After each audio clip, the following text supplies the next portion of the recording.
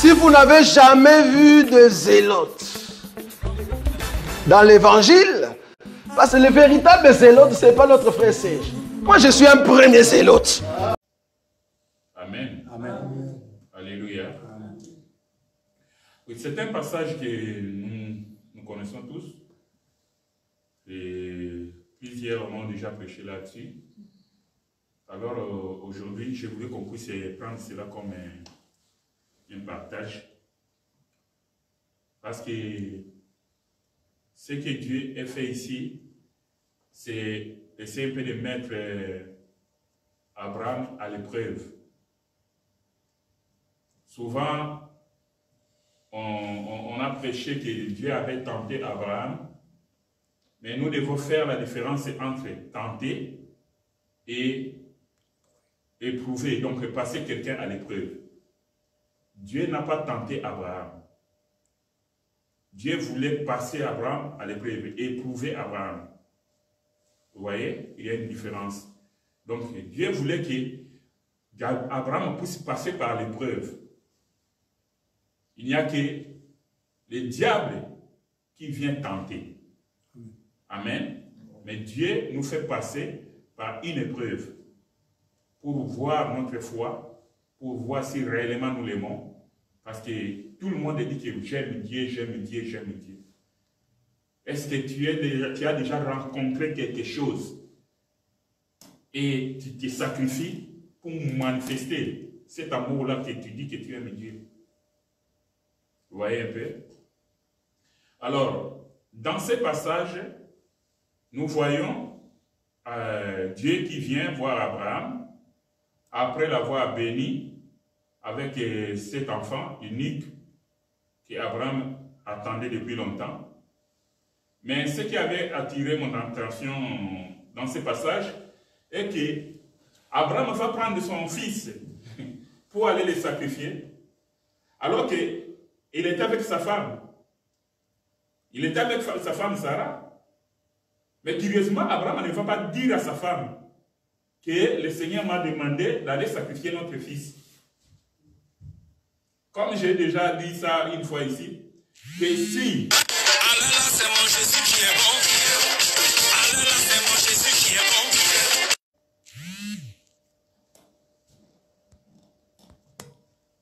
C'est bon? Oui. Ok. Oui, désolé, bien-aimé. Le téléphone a été ouvert et bon, il y a la sonnerie qui est entrée. Alors, je disais, Abraham ne pouvait pas dire à sa femme que je vais aller sacrifier Isaac. Et je me disais, quand j'étais en train de méditer là-dessus, je me suis toujours posé la question de savoir si Abraham pouvait dire à Sarah que non, voici l'Éternel Dieu m'a dit d'aller sacrifier notre fils. Quelle serait l'attitude de Sarah? Quelle serait l'attitude de la femme aujourd'hui? Les femmes d'aujourd'hui. Je crois qu'il allait éclater une bagarre dans la maison que personne n'allait pas comprendre. Et j'imagine que, bien qu'il est interdit d'imaginer, ça c'est moi qui dis, que Sarah peut-être aurait collé à Abraham que non, si tu veux aller tuer mon fils, bien que Dieu qui a dit cela, tu vas me tuer moi aussi aujourd'hui. Alléluia. Donc, c'est tout simplement pour dire que Sarah n'allait pas être d'accord. Alors que, dans le mariage, la Bible nous dit que, quand nous nous marions, les deux, nous devenons une seule chair. Mais comment une seule chair, l'homme doit cacher quelque chose à sa femme? En réalité, l'homme doit révéler tout ce qu'il fait, tout ce qu'il a à sa femme.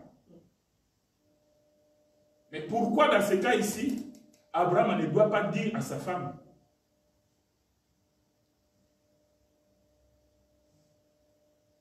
Moi, en méditant là-dessus, j'ai compris qu'il y a de ces choses. Quand Dieu te parle, il faut tout d'abord garder ça dans ton cœur toi-même. Vous voyez?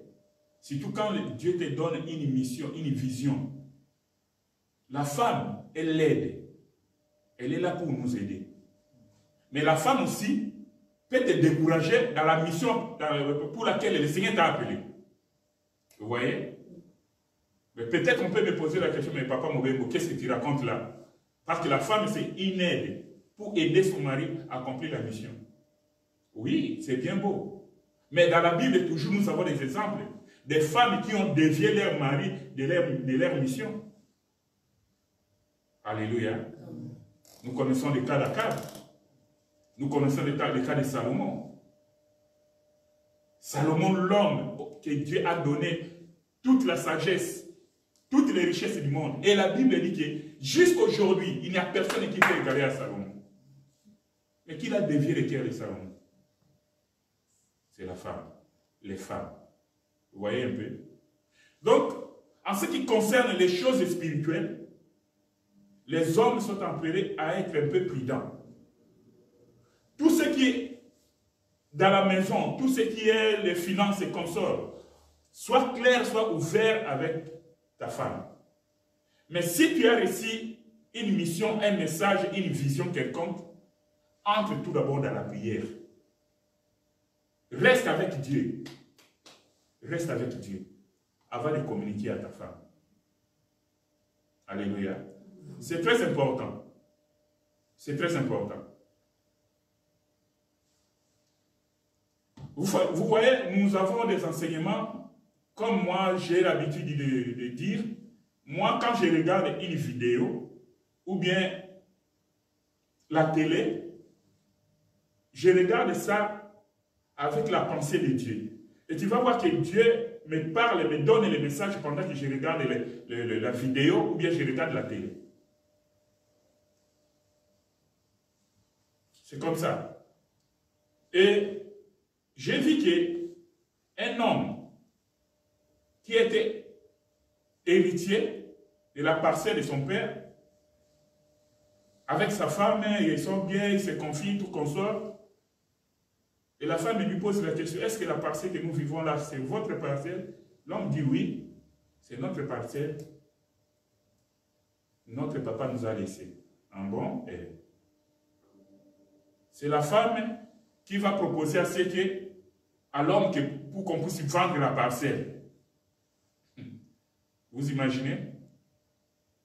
Quand l'homme dit non, la femme prend l'initiative d'aller voir un féticheur pour envoûter son homme, pour que ce qu'elle va dire, que son homme et son mari puissent l'écouter.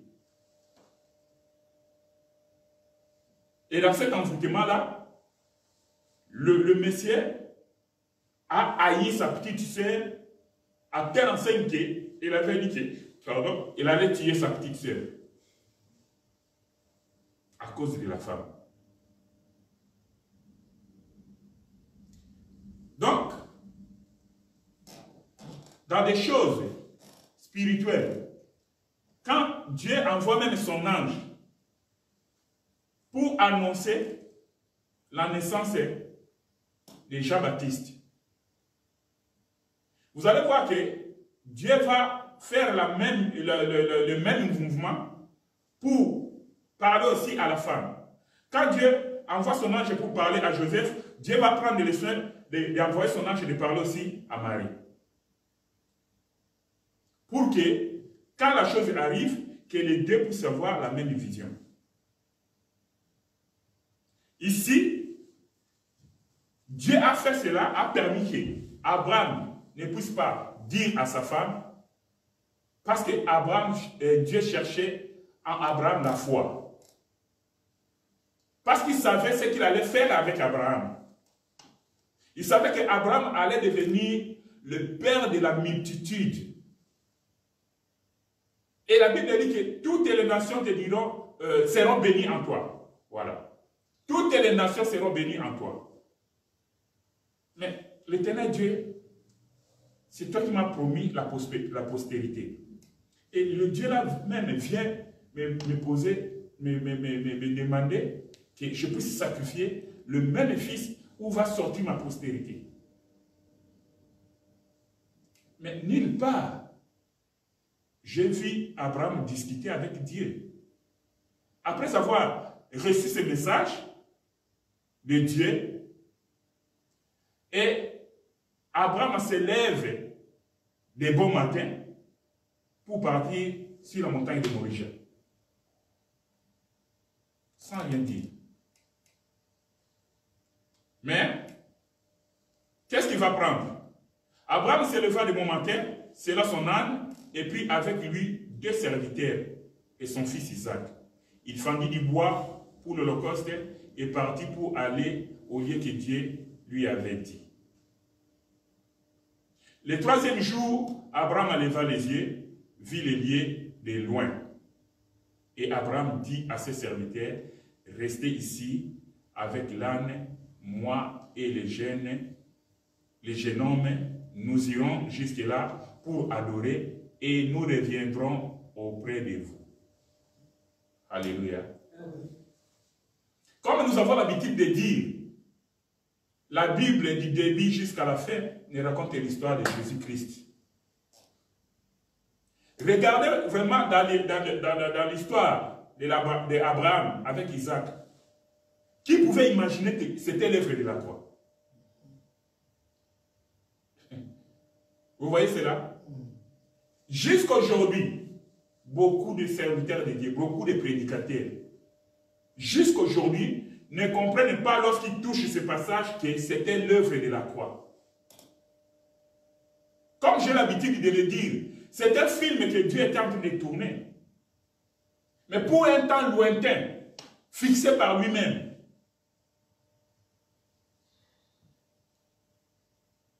Abraham, en se levant le matin, il va prendre le couteau, le feu, le bois, bien sûr accompagné de son fils Isaac.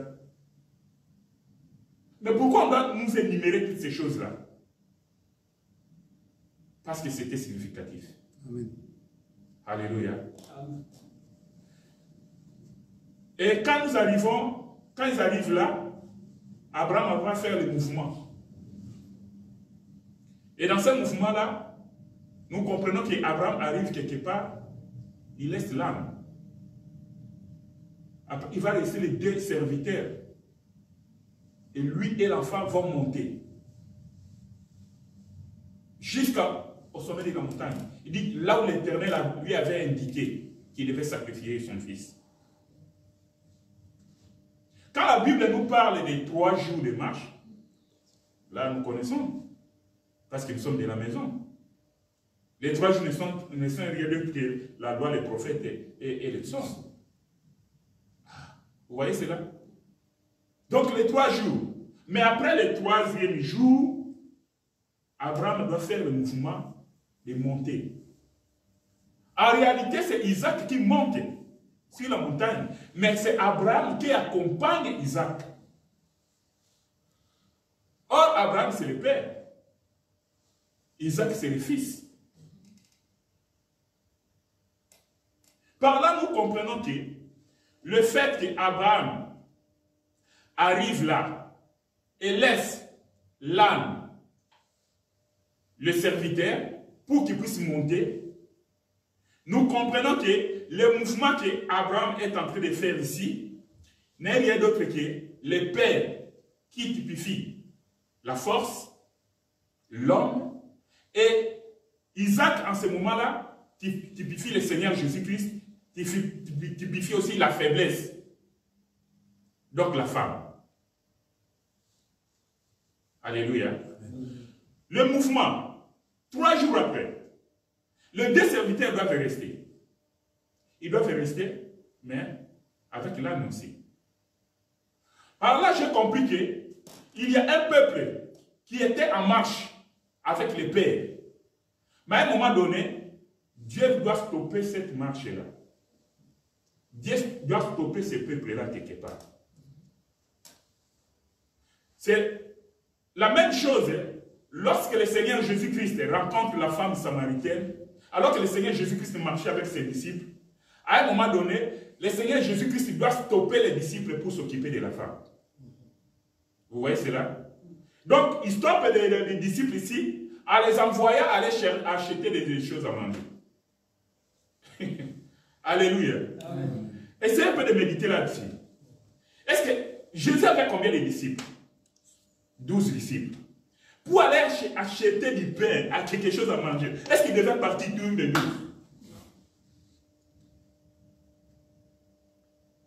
Est-ce qu'il devait partir tous les 12? Mais ce que j'aime avec Abraham ici, le mouvement qu'il fait ici, comme nous avons dit, la loi, les psaumes et les prophètes, c'est-à-dire cela a commencé depuis Adam, puisque la loi a commencé depuis le jardin d'Adam. Maintenant, vous allez voir que le père qui prend le fils et les deux serviteurs qui restent, nous pouvons dire que les deux serviteurs là, les chiffres que nous connaissons, ce sont les chiffres des deux humains, qui représentent les deux humains. Comme j'ai dit que l'âne ici représente tout un peuple, il représente l'humanité. Alléluia. Le fait que Abraham va demander à Isaac de porter les bois, c'est-à-dire il va porter la charge, c'est-à-dire que Isaac est en train de porter les péchés. Or, le vrai Isaac, c'est notre Seigneur Jésus-Christ. Le fait de lui faire porter les bois signifie que Jésus-Christ qui va venir un jour pour porter le fardeau, pour porter les péchés du peuple, de l'humanité. Amen. Amen. Et nous voyons ici encore les couteaux. Les couteaux ici, nous disons que typifique la loi.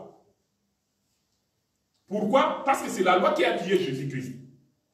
Là, nous sommes d'accord. La loi ou bien les sacerdoces mosaïques ou bien les sacerdoces aaroniques. C'est ça les couteaux. Et nous avons le feu.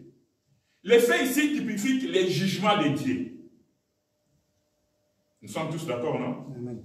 Parce que Dieu a jugé le monde au travers du feu. Alléluia. Amen. Référence Sodome et Gomorrhe. Mais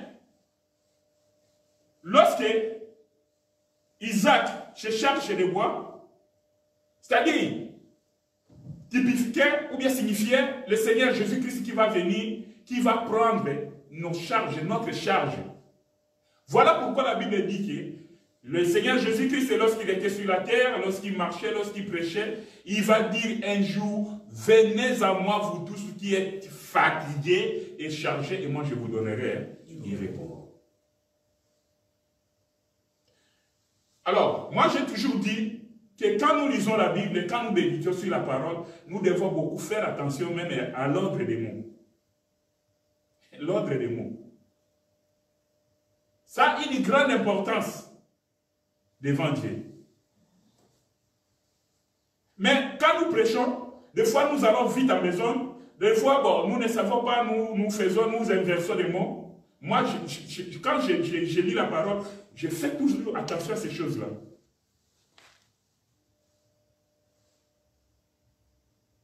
Venez à moi, vous tous qui êtes fatigués et chargés, et moi je vous donnerai du repos. Pourquoi la Bible commence par fatiguer et après vient les charger et pour donner du repos? J'avais déjà fait mention à ceci lorsque j'avais parlé de l'histoire de la rencontre de Jésus avec la femme samaritaine. Cette femme-là, lorsqu'elle rencontre le Seigneur Jésus-Christ, vous allez voir que dans cette conversation, Jésus commence petit à petit et commence à monter, jusqu'à ce que la femme commence à voir clair. Même lorsque la Bible dit que je suis le chemin, la vérité et la vie. Mais le prédicateur, dans notre précipitation, disons que dans notre, parce que comme nous sommes des prédicateurs, pour ne pas accuser les autres, on voit que non, je suis en train d'accuser les autres. Des fois, nous prêchons, nous disons, Jésus avait dit, je suis la vie, je suis le chemin, je suis la vérité. Mais non, ce n'est pas ça. Il ne faut pas déplacer les bornes. Il faut voir les Écritures. Nous devons respecter la lettre. Jésus dit ceci, je suis le chemin, la vérité et la vie. Amen. Alléluia. Amen. Et là-dedans, nous voyons les tabernacles. Nous avons les parvis, les lieux saints et les lieux très saints. Or, la vie éternelle, nous avons au ciel. Quelqu'un va me dire, mais Papa Roger, en recevant le Seigneur Jésus-Christ, nous avons la vie éternelle. Oui, amen. Nous avons la vie éternelle, nous. Mais où est-ce que nous allons vivre cette vie éternelle? Au ciel. Vous voyez? Nous avons la vie éternelle, oui, ici sur la terre, parce que nous avons le Seigneur Jésus-Christ à nous. Mais le Seigneur Jésus-Christ lui-même dit que non. Dans la prière de Jésus-Christ, qu'on appelle la prière sacerdotale. Père, je prie pour eux. Ils sont dans le monde, mais ils ne sont pas dit. Ah, donc, nous sommes les peuples du ciel. Amen. Alléluia. Amen. Voilà pourquoi la vie éternelle nous avons au ciel. Quand le Seigneur Jésus-Christ dit que je suis le chemin, la vérité et la vie. Le Seigneur Jésus-Christ est venu nous montrer le chemin. Parce que nous sommes un peuple venu du ciel. Nous sommes un peuple venu du Canaan. Voilà pourquoi, pour que les enfants d'Israël puissent sortir de l'Égypte, l'Éternel Dieu lui-même devait les ramener, les conduire au travers de ses serviteurs. Parce que c'est lui-même qui connaît les chemins. Parce qu'il est venu de là. Alléluia. Le peuple d'Israël venait de Canaan. Ils sont allés en Égypte. Ils sont devenus esclaves, mais ils devaient maintenant rentrer au Canaan. Mais comme les gens qui étaient descendus de Canaan étaient tous morts, le Seigneur Dieu lui-même, qui avait conduit ce peuple-là, il les ramène à Canaan. C'est pareil avec notre Seigneur Jésus-Christ. Il est venu sur la terre. Il sait que nous sommes venus du ciel. Il nous a parachutés ici sur la terre. Lui qui a permis que nous puissions quitter le ciel, venir ici, lui-même il vient nous chercher pour nous ramener au ciel. Voilà pourquoi l'Éternel Dieu a indiqué les chemins que Moïse devait conduire les enfants d'Israël. Jésus-Christ est venu sur la terre, il est venu nous montrer les chemins pour rentrer auprès du Père. Vrai ou faux? Amen. Je suis le chemin. Quand tu viens, tu mets ton pied dans ces chemins-là, qu'est-ce que tu dois faire? Il faut marcher dans la vérité. Or, la vérité, c'est lui-même le Seigneur Jésus-Christ. Le chemin, c'est lui-même le Seigneur Jésus-Christ. Parce qu'il dit que personne ne va au Père que par moi. Alléluia. Amen. Mais si il n'y a personne qui peut nous amener au Père, c'est-à-dire Jésus-Christ est le chemin. Alléluia. Amen. Voilà pourquoi il a dit que je suis le chemin. Et quand nous entrons dans ce chemin-là, comme je disais tantôt, nous devons marcher. Il y a une marche que nous devons suivre.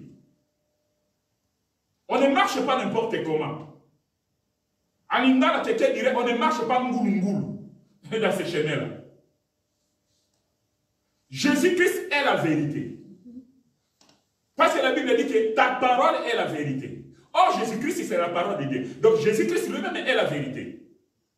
Donc, quand nous marchons dans ce chemin-là, nous devons marcher dans la vérité.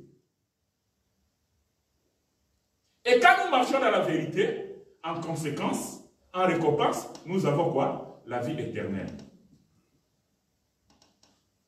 Je suis le chemin, la vérité et la vie. Alléluia. Alors, nous voyons ici, comme nous avons déjà dit, Dieu, le Père, va permettre à ce que Abraham arrive sur la montagne. Le fait qu'Abraham monte avec Isaac sur la montagne, nous voyons comment le Père a accompagné son fils depuis qu'il est venu sur la terre jusqu'à la montagne, jusqu'au mont Calvaire. Et arrivé sur la montagne, qu'est-ce que nous voyons maintenant? Abraham va prendre, va ligoter tout d'abord. Il commence par l'autel. Il faut que l'autel soit construit selon le modèle de Dieu. Et puis Abraham connaissait comment élever un autel pour les sacrifices. Mais souvenez-vous que à ce temps-là, les gens faisaient aussi des sacrifices.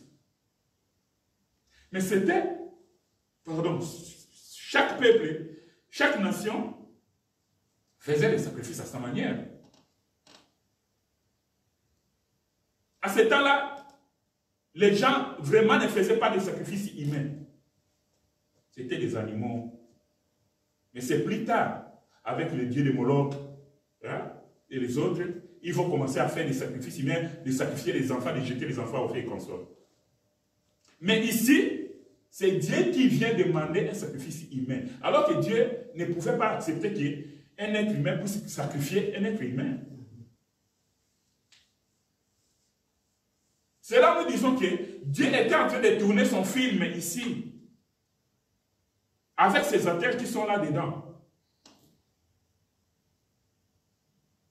Dieu demande un sacrifice humain. À qui? Au Père.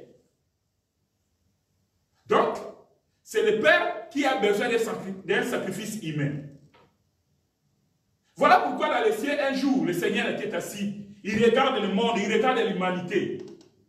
Il a cherché, il n'a trouvé personne qui pouvait descendre pour sauver l'humanité. Et il a dit que moi-même, je viendrai. Je viendrai pour sauver ces peuples. Alléluia. Les sacrifices humains. Quand Dieu demande à Abraham de sacrifier Isaac, nous comprenons que c'est lui-même le Père qui va sacrifier son fils. Mais en utilisant les acteurs, ici, nous voyons Abraham, qui est le Père, qui est un acteur que Dieu utilise. Et quand Jésus-Christ va venir, c'est le Père qui va sacrifier son fils, mais en utilisant les Romains et les pharisiens. Est-ce que vous voyez cela? Une fois là, Abraham va monter l'autel, il va ligoter son fils, il va mettre le fils sur l'autel. Mais avant d'en arriver là, vous allez voir que lorsqu'ils étaient en train de marcher, le fils va poser la question au père. Père, je vois les bois, je vois les couteaux, je vois le feu. Mais où est l'animal pour les sacrifices? Abraham dit, l'Éternel Dieu pourvoira. Donc, en d'autres termes, quand il monte, Isaac retient que l'Éternel Dieu pourvoira. C'est-à-dire Isaac avait un peu, disons, la maturité. Il comprenait parce qu'il voyait ce que son père faisait. Isaac continue la marche avec le père. C'est là sur la montagne qu'Isaac va comprendre que papa me ligote et Isaac ne dit rien. Il ligote les pieds, les mains, et en plus il les prend, il les met sur l'autel. Isaac comprend que, donc les sacrifices c'est moi. Et la Bible ne dit rien que Isaac a discuté avec son père. Papa, qu'est-ce que tu es en train de faire? Papa, viens, non. Moi je crois qu'Isaac était jeune. Abraham, il avait quel âge? Peut-être Isaac pouvait faire un mouvement un peu de force là pour se défendre. Nous disons, bien aimé, c'est le film de Dieu. C'est Dieu qui est en train de tourner son film. Amen. Voilà pourquoi la Bible dit qu'on l'a amené comme un bouc qu'on amène à la boucherie. Il n'a pas ouvert sa bouche. Si Isaac allait discuter avec son père, alors la Bible serait contredite. Cette prophétie allait être contredite. Mais comme Dieu fait les choses à la perfection, Isaac ne pouvait pas en un seul instant discuter avec son père. Isaac n'a rien dit. Il accepte tout.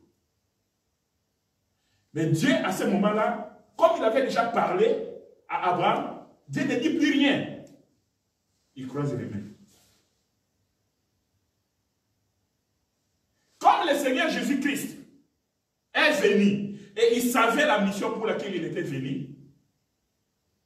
Voilà pourquoi lorsqu'on jugeait le Seigneur Jésus-Christ, il n'a pas discuté. Il n'a pas discuté. On lui a posé même la question, mais on t'accuse, toi tu ne dis rien. La Bible dit qu'il n'a pas ouvert sa bouche. Mais lorsqu'on lui avait posé la question, es-tu fils de Dieu? Allah, il va ouvrir la bouche. Pas ça, c'est une vérité. Donc incontestable. Tu l'as dit. Il va répondre maintenant, ah oui, tu l'as dit. Ah, c'est là, oui.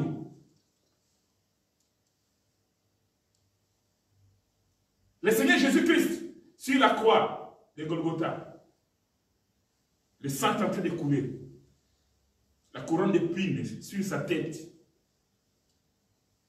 Son dos labouré, flagellé. Le sang qui coulait. La faim était là.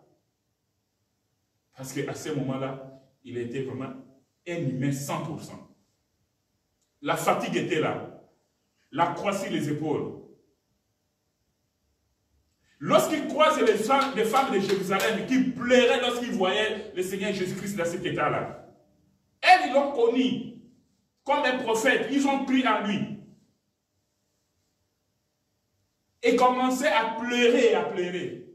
Mais le Seigneur Jésus-Christ va retourner pour leur dire, ne pleurez pas pour moi, mais pleurez pour vous et pour vos enfants. Pleurez pour vous-même, parce que c'est pour vous que je suis venu dans ce monde. C'est parce qu'à cause de vous que je suis en train de porter cette charge. Je suis en train de porter ces fardeaux. Je suis en train de porter ces bois. Alléluia. Et là-dessus, Dieu était en train de regarder comment le film était en train de se dérouler.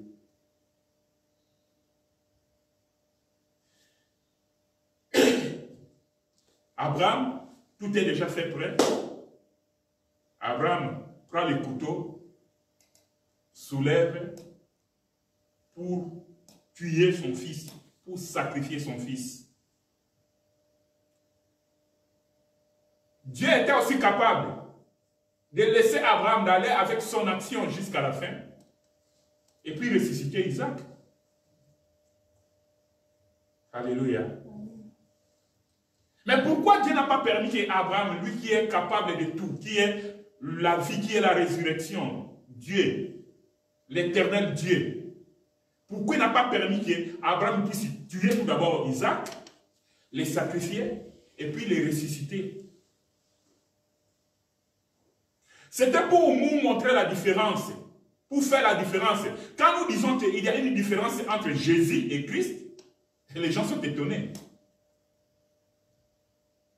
Au niveau du boulot, j'ai eu à partager ça avec les bien-aimés. Il me dit, mais papa Mobembo, qu'est-ce que tu es en train de raconter là?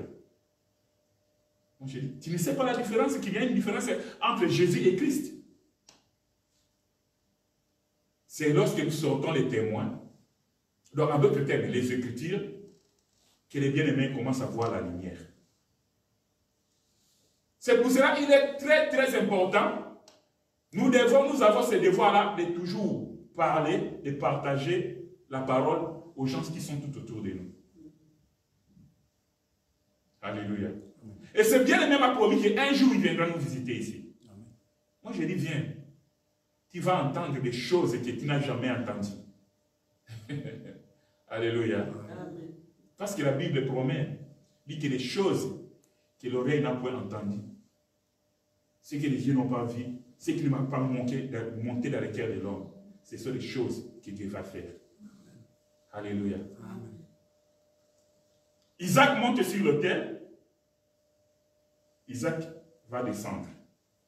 Pourquoi? Du haut des cieux, la voix va se faire entendre. La voix. Cette voix-là, j'ai toujours dit que c'est la même voix que Adam avait écoutée au jardin d'Éden. C'est à quelle heure? Au temps du soir. Alléluia.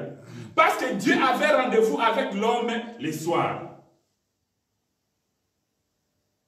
Par là, nous comprenons que quand la voix vient chercher Adam dans les jardins vers le soir, nous comprenons que le Seigneur Dieu pouvait venir chercher l'homme vers le soir. Donc vers le temps du soir. Donc nous comprenons que le Seigneur Jésus-Christ est venu mourir au temps du soir. Alléluia. Parce que la voix se fit entendre. Adam, Adam, Adam, où es-tu? Et j'aime, quand Jean-Baptiste, on vient lui poser la question, qui es-tu? Jean-Baptiste va dire que non, je suis la voix qui crie. Ah! Amen. Or, Jean-Baptiste signifie Élie. Jésus-Christ a dit que Jean-Baptiste là, c'est lui Élie. Or, Élie veut dire le Père. Ah, donc la voix qui criait dans le désert, c'est le Père lui-même. Alléluia. Amen. Nous sommes au temps du soir. Le Père est venu à travers les Jean-Baptiste qui est en train de crier dans le désert. Il est venu chercher un peuple, son peuple, parce que son peuple était perdu, le peuple d'Israël. Mais malheureusement, ce peuple-là n'a pas accepté la voix de Dieu. Et c'est pourquoi Dieu va tourner le dos à Israël pour regarder un autre peuple qui était quelque part.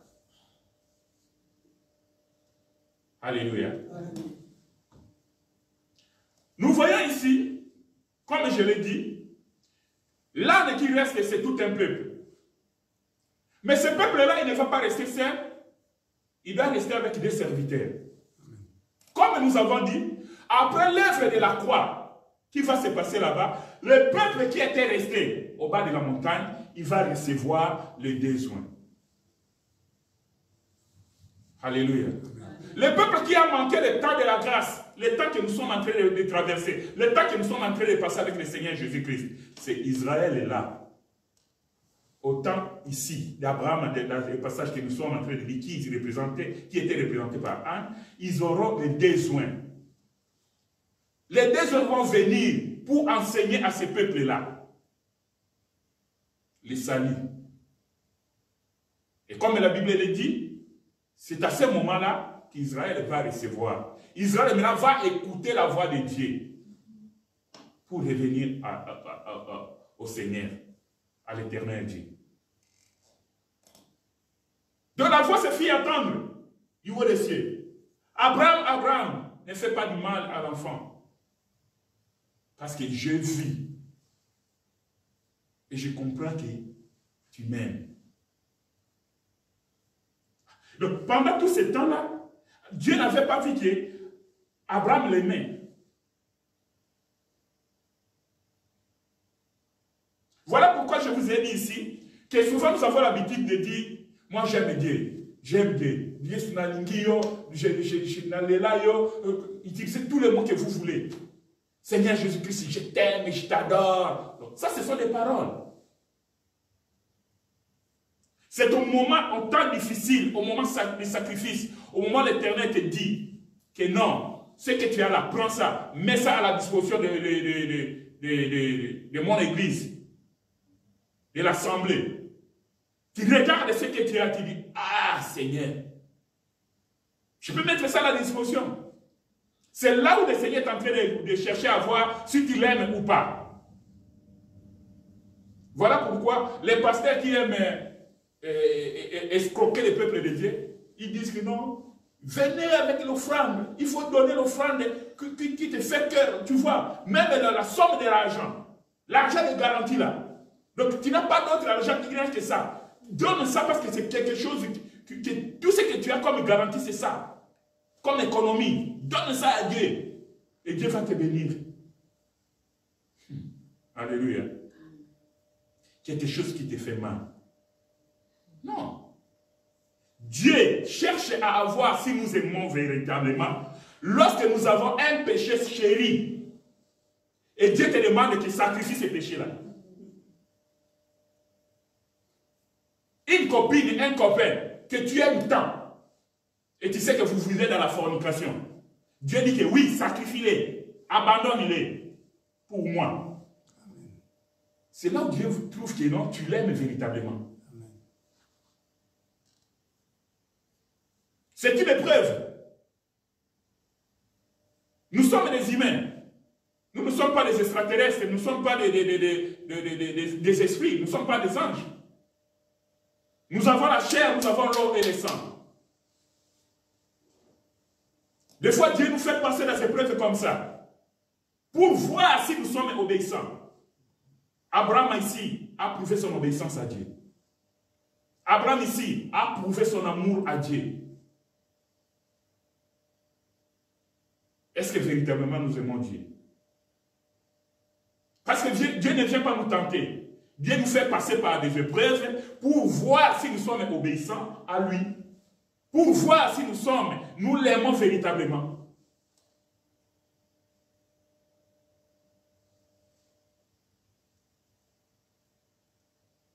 Nous avons l'exemple de Anne.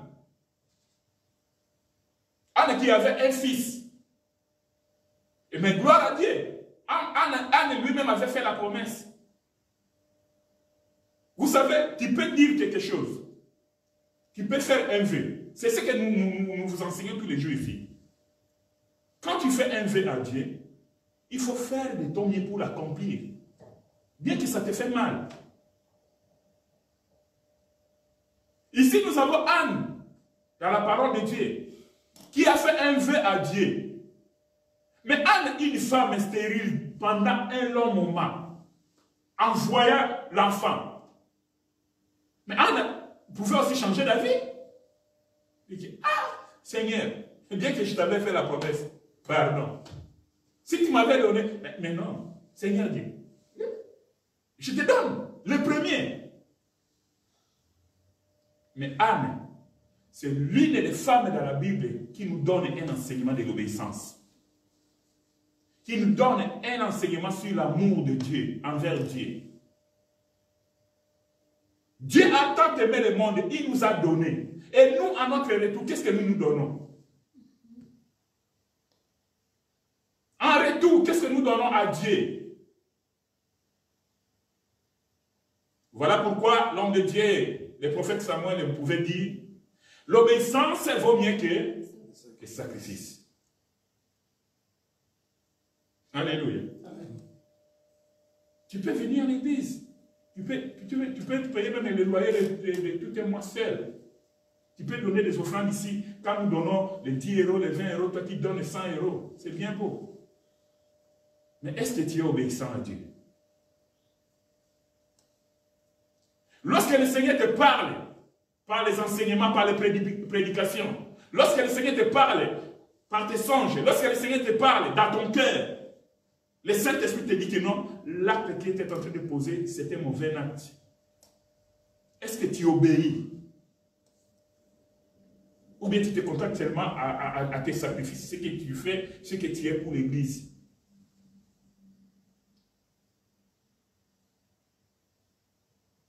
Il y a ces choses-là que Dieu veut faire dans notre vie, mais il regarde réellement si nous avons la foi en lui. Il cherche à voir si nous sommes obéissants à lui. Voilà pourquoi j'ai toujours dit, il y a de ces bénédictions-là qui tardent à arriver. Parce que ce sont des prophéties. Et comme dit la parole, la prophétie a des pieds. La prophétie marche. Il marche vers son accomplissement. Vers son accomplissement.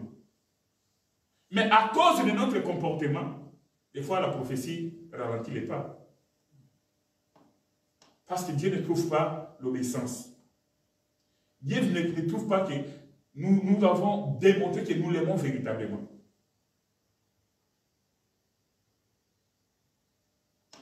Nous avons, dans ce monde, nous avons des femmes, des hommes, qui ont aimé leurs femmes, leurs hommes, aveuglement. Jusqu'à ce que non, s'il faut mourir, je peux mourir. Il y a des gens qui se sont suicidés à cause de l'amour. Mais nous avons vu dans des églises, dans un pays là où il y avait des rebelles qui massacraient les gens, ils sont entrés dans l'église. Comme nous sommes là, ils sont entrés avec des armes, ils ont braqué tout le monde. Et les pasteurs étaient là. Tout le monde est par terre. Ils sont couchés. Qui est le pasteur ici? Bien. Alors, toute personne qui ne veut pas mourir, allez, sortez de cette église. On vous donne l'opportunité. Vite. Attendez. Chacun de vous doit nier sa foi maintenant. Celui qui nie sa foi, on le laisse partir. Celui qui refuse de nier sa foi, on va le tuer. Presque tous les fidèles. Non. Non. Non, je ne connais pas Jésus. Mais comment tu es arrivé ici? On m'a invité. Toi, tu es diacre à l'église et tu dis qu'on t'a invité. C'est pas possible. Et toi? Non, moi je suis venu seulement aujourd'hui. Papa évangéliste, toi tu es venu seulement aujourd'hui. Mais tu es évangéliste depuis quand? Mais le pasteur a dit, oui, je suis le pasteur, je suis un serviteur de Dieu. Si vous allez me tuer, je suis d'accord, mais permettez-moi que je fasse la prière. Ma dernière prière. Alléluia. Amen. Les rebelles ont dit que vous tous, vous êtes des faux. Vous êtes des faux chrétiens. Voici les chrétiens. Ils ont pointé les pasteurs. Ils ont dit que vous tous, vous êtes des faux. Nous allons vous tuer. Parce que vous avez renié la foi. Alléluia. Mais vous voyez un peu. Alors si l'homme arrive à penser à cela, alors à combien plus fort que l'éternel Dieu, Jésus-Christ, veut que nous puissions lui démontrer que nous sommes obéissants et que nous l'aimons. Alléluia. Donc Isaac ici sur la montagne, pour revenir à notre partage, Isaac ici sur la montagne, typifique Jésus. Donc la chair. Pendant que l'Éternel Dieu dit que non, retourne-toi, regarde derrière toi, et il voit le bélier pris par les cornes au niveau de cette petite forêt-là. Ce qui signifie que Isaac, comme chair, Isaac, qui est comme ce bélier-là, qui doit mourir, et Isaac qui descend, c'est l'esprit. Amen. Alléluia. C'est l'esprit. Donc, ou bien c'est Christ qui ressuscite. Est-ce que vous avez vu cela? Amen. Gloire à Jésus. Amen. Mais pourquoi les béliers étaient pris par les cornes? Ils pouvaient être attachés au niveau du cou. Nous savons que la chèvre et les moutons, on les attache où? Au niveau du cou. Mais pourquoi il était pris, attaché par les cornes? Alléluia. Dieu ne pouvait pas venir sauver l'humanité en tant que lion. Alléluia. Amen. Il ne pouvait pas venir avec la puissance, puisque les cornes signifient la puissance.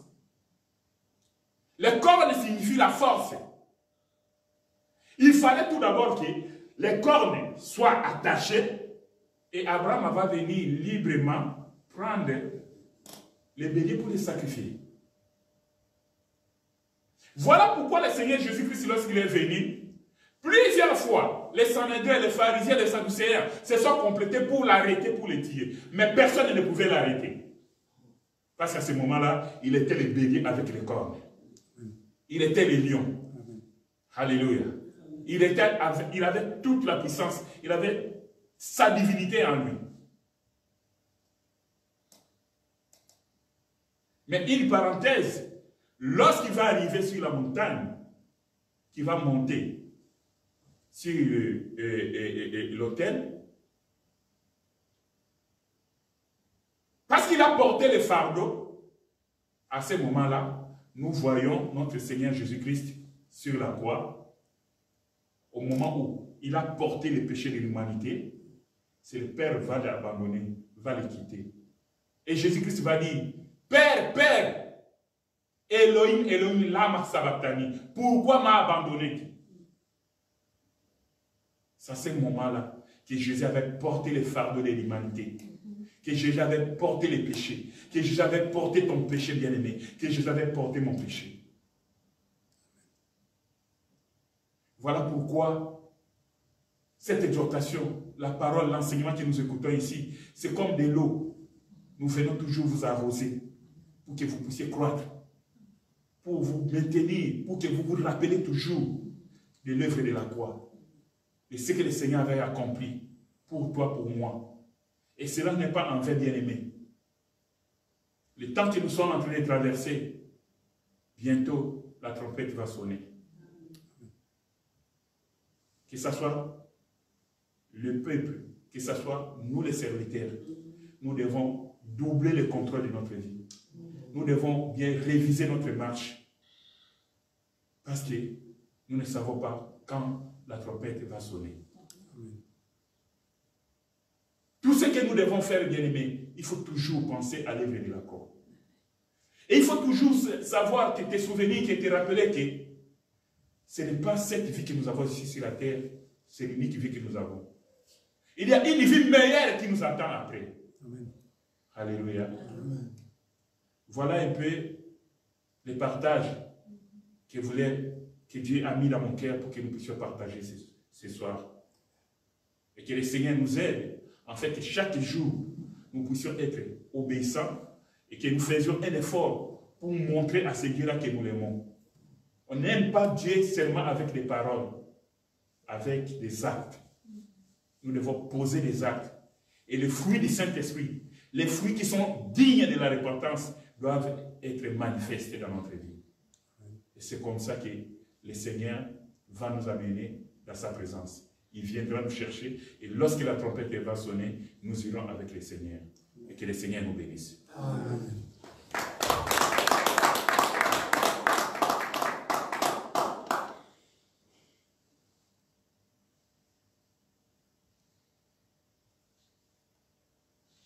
Par rapport à cette exhortation que nous venons d'écouter, nous avons touché beaucoup de choses. Nous avons compris que Dieu cherchait à Abraham l'obéissance. Il cherchait de trouver dans le cœur d'Abraham l'amour, si véritablement il aimait Dieu. Voilà pourquoi lorsque même nous perdons un être cher, comme l'homme de Dieu, je m'avais dit, le Seigneur a donné, le Seigneur a repris, que son nom soit glorifié. Même David, il a reconnu cela. C'est que Dieu qui donne, c'est Dieu qui reprend. Nous devons comprendre que tout ce que nous avons ici sur la terre, c'est Dieu qui nous a donné. Même les enfants que tu as, même la vie que tu as, c'est l'Éternel Dieu qui t'a donné. Un jour, il va les reprendre. Tu vas dire à Dieu, Éternel Dieu, me voici. Sème à moi l'obéissance davantage, que je sois obéissant. Déverse ton amour dans mon cœur, pour que je puisse t'aimer, comme tu l'as demandé avec toute ma force, tout mon cœur, toute mon âme, tout mon esprit. Que je puisse t'aimer d'un amour véritable.